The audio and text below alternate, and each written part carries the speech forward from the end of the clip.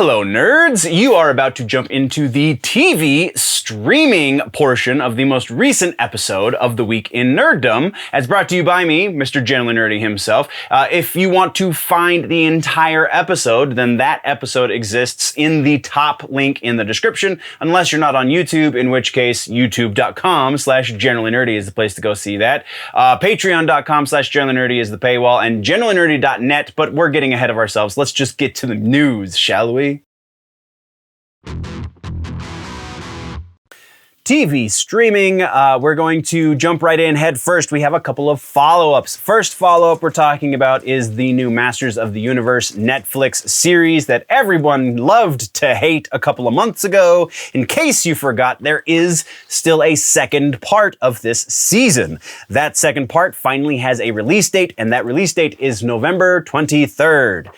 That's all we're really going to say about that. So, moving right along, we're going to touch on, this is again something we don't normally talk about much here on the channel because it's a little on the political side, but we're going to do it anyway. This is a follow-up technically on Dave Chappelle because, you know, we announced that he was going to be doing the new stand-up as soon as it was made known, and Chappelle is probably one of the, if not the greatest comedian ever, so it bears talking about.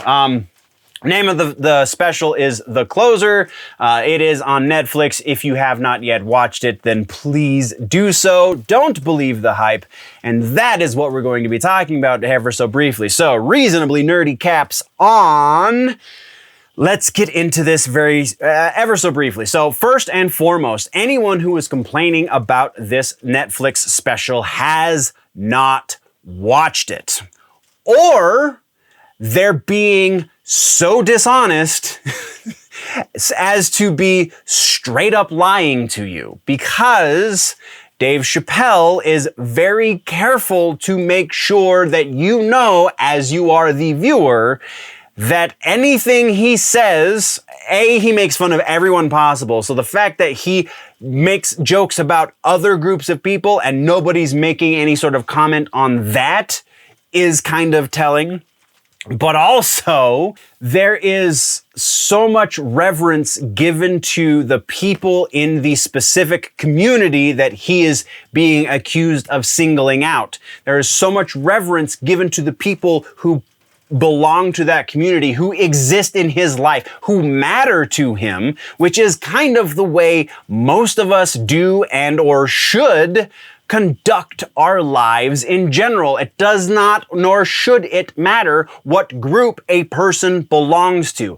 You should judge each person individually on their own merits. And that is what Mr. Chappelle is doing. Yes, he does make some generalized statements about certain groups of people, but that is strictly for comedy. Dave Chappelle is not a hateful person. Dave Chappelle is not a malicious person. He does not wish death upon anyone, as far as I know, not even Candace Owens, whom he's had some very colorful conversations in the metaverse, if you will. So, that being said, there is a point that we need to make about the people who are accusing him of the things. So there have been three, I wouldn't call them directors because that's part of the thing that we're discussing. There have been three employees, we'll put it that way, employees of Netflix who have recently been suspended, not fired, suspended from Netflix due to things that aren't necessarily directly related to the Dave Chappelle special, even though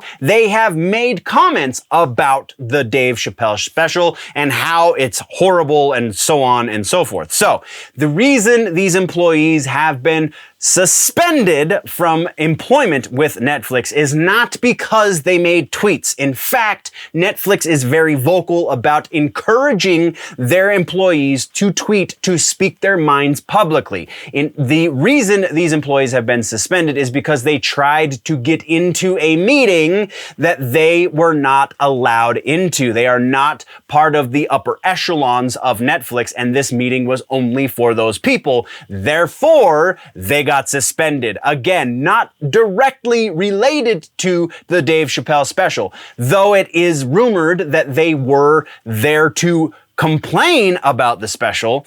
that is not the reason they were suspended. So the reasonable thing here is watch the Dave Chappelle special and come to your own conclusions. Also, stop living in your echo chamber. Go listen to the actual words being said by those who you're supposed to disagree with, and then see why you may or may not actually disagree with them. Okay, reasonably nerdy cap off. We're going to get back into the news.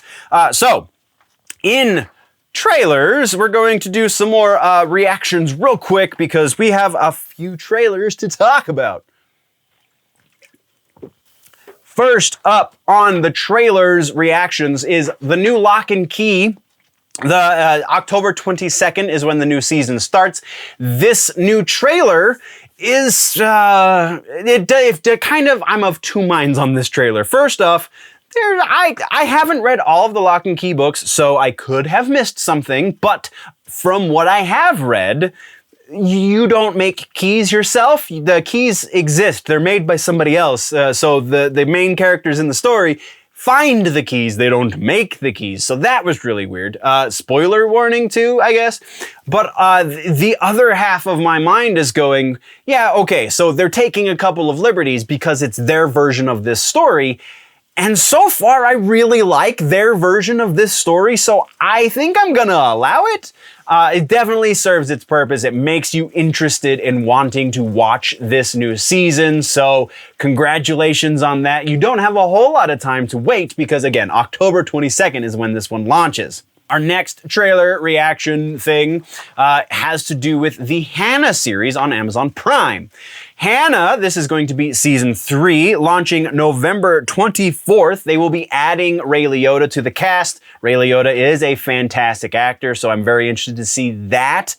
This trailer also very much serves its purpose, though I feel like to a little bit of a lesser degree. I feel like this is a fairly generic action trailer, doesn't do enough to show people who haven't watched up to now to let them know exactly why they should watch, aside from the fact the cute blonde girl equals badass.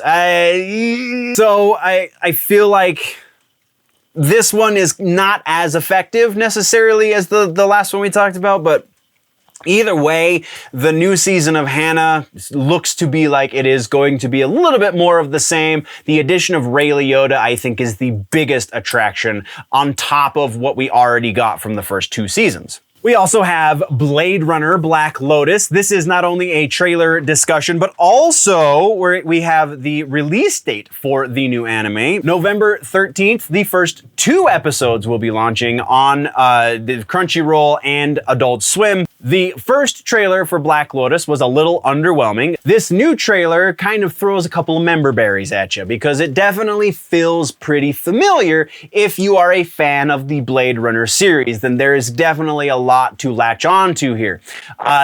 If you are not familiar with the Blade Runner series, I feel like this might fall a little flat for you because A, it's in Japanese, so you're gonna have to read it, but B, it's a little too vague. Like, a trailer should be vague, but this is a trailer for an entire season of a series. I feel like you could have given us just a little bit more to go on so that people who, again, are not already installed in the fan base could be a little bit more intrigued by this. So effective, sure. Better than the first trailer? Absolutely.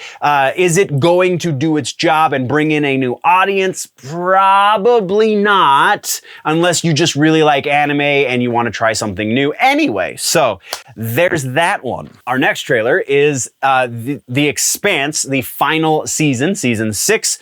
This trailer definitely works on all levels. We've got fantastic action going on, a lot of just enough information to get us interested, but not enough information that we feel like we know everything that happens in this season. Also worth noting, final season for the series, so it looks like they're trying to go out on a definite high note. This new trailer, I don't know what else to say without gushing for too long, so we're just gonna leave it at that. This one definitely does what it needs to do and is absolutely worth a watch. And then let's get into the Shenmue trailer. So This series, honestly, is kind of being announced as we get the trailer, also from Crunchyroll, also going to be on Adult Swim. The release date is not set necessarily. It will be sometime next year, though, so 2022 is when we're going to get the Shenmue. The animation, I believe, is the proper title, Shenmue the animation. So the animated Shenmue series. And also, not 100% this is a series, because they don't say that necessarily, but there is enough cuts in here, there is enough scenes that they reference that it does appear to be from multiple episodes. No idea how many episodes are going to be, but it is a thing that is happening. Honestly, I was a passive fan of the first game, and I never played the second game nor the third game, so I'm not the biggest Shenmue fan, though this trailer for this anime, I should say, has me intrigued, has me wanting to play through the game, so I know how much of the game story is in the anime, and if they're, two separate things. So definitely has me intrigued as a passive fan. If you are not familiar with this already, again, it doesn't seem like something that is doing the job of bringing in a new audience. Is it going to be really cool to see these characters on screen that we've that the fan base has been following for over 20 years at this point? Absolutely. Again, I feel like these trailers are not bringing in new audience, so I don't know how well the season is going to do. All right, so all of that being said, let's get into actual news for this episode. Our first piece of news is that 90s show. No, this is not what you're thinking unless you've already seen the headline. This is a legitimate spin-off from the cast of that 70s show. Remember when that 70s show was at its peak, they tried to do another spin-off series, quote unquote, that was called That 80s Show, and it went down in a blaze, not even of glory, just a giant fiery death, because it was no good, because it wasn't directly tied to the thing in which it was supposed to be spinning off from. Yes, I do know that there were, some interconnected characters, kind of, but really the series existed on its own, and that was probably their primary issue, because they've spent so long creating all of these characters on that 70s show that we all kind of grew to love, and then none of them were in the spinoff, and that's kind of how spinoffs work. So yeah, didn't really go anywhere. But this is not going to be that. This series is going to be on Netflix, because Netflix apparently bought the rights. So it's going to be on Netflix, and has Kurtwood Smith and Debora Jo Rupp as producers, as well as reprising their roles as Red and Kitty from the original That 70s Show series. Red and Kitty are now grandparents. Their granddaughter, Leia, go figure, comes to spend a summer with them, and hijinks ensue is basically the synopsis of the season. Sounds like they are heading in a good direction. Also, there is word that Netflix is trying to get, at the very least, cameos from any of the previous cast members that they can. So we are very likely to see everyone but Hyde at least do some sort of cameo in the series. Whether or not they become a series regular or a series guest star at any point probably very much remains to be seen, depending on how well it does. Assuming first season does well, they pick it up for a second season, then they'll probably have a little bit more traction with that original cast. But either way, we still have direct tie-ins to everyone in that cast. So even if those actors are not present on screen, their presence will be felt, because, one of the primary characters is going to be the daughter of Eric and Donna. So, there you go. All of that is to say, I'm kind of excited about it. Let's move right along, shall we? Next up on TV streaming news, we have another Mike Flanagan series has been announced. Mike Flanagan, for those that don't know, for whatever reason, if you're watching this show for any length of time, we've talked about Flanagan very recently. Flanagan is the guy who brought us the Haunting of series on Netflix. So Haunting of Hill House, Haunting of Bly Manor, also just finished up the Midnight Mass series to pretty good response. I'm still kind of riding the fence on those last 2 episodes, but everything up until those last 2 episodes is fantastic horror,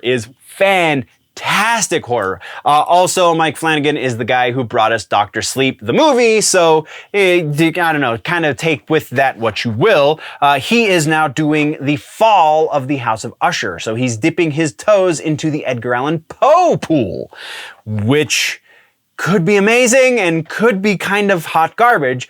Still remains to be seen. I do trust Flanagan is going to do something fantastic with this, especially because it sounds like he's going to weave other elements from other Edgar Allan Poe stories to kind of beef this one up a little bit to make it last the entire length of a series because, or a season rather, because if you remember, Fall of the House of Usher is a short story, and so kind of could be potentially difficult to stretch that into anything more than maybe 3 episodes.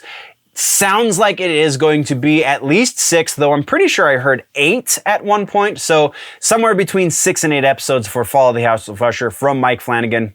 I'm on board. Let's move on.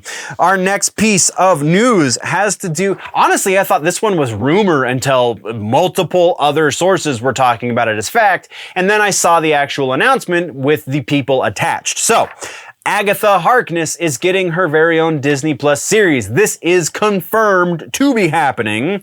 The WandaVision spinoff will feature Kathryn Hahn coming back as the titular character, though the title of the series has not been decided on at this point, I would imagine. It is probably going to be something along the lines of just Agatha or Harkness or, something. So, Kathryn Hahn will be coming back as Agatha Harkness, and Jac Shaeffer will be returning as head writer for the series. He also was head writer on WandaVision, so all of the tentacles of all of the things are interweaving, and that's pretty awesome. We're moving on. Our next piece has to do with a little bit more meta on the TV side of things. G4 TV, to be specific, is returning. They went off air in 2013 and have not been a legitimate thing aside from their streaming stuff and online. I believe they still exist in YouTube doing new stuff, but not in traditional television since 2013. They will be coming back to Xfinity, Verizon, Cox Communications, as well as Philo. So if you have any of those services, G4 TV will be coming back as a channel option on November the 16th of this year. So if you were a fan of, I forget, I'm blanking on the names of the shows, but I mean, it was a nerd staple for so long, from 2000, I believe, 5 to 2013 is the length of G4 TV, and now they're coming back, and it sounds like they've taken notes from what the fans want to see in their programming, so hopefully this time it will stick, but only time will tell, and that is what we have for TV streaming. And that was your TV streaming for this episode. There is, again, a much longer version of this where we do all of the sections all in one. You can find that by following the link in the description. Or if you're not on YouTube, then go check out generallynerdy.net, youtube.com/generallynerdy, or patreon.com/generallynerdy. Or if you're on the social medias, you can find the Nerdy Ninja associated with the name Generally Nerdy, and that's where I'll be. So again, thank you very much, nerds. We're going to go now. But before we go, always remember that if it's generally nerdy, it's probably here.